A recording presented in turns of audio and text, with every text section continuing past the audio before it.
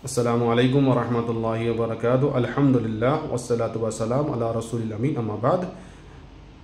हर शख्स की ख्वाहिश होती है कि उसको नेक सालेह औलाद हो, और ख़ास तौर पे बेटे की दुआ, यानी बेटे के ताल्लुक़ से लोग दुआएं करते हैं।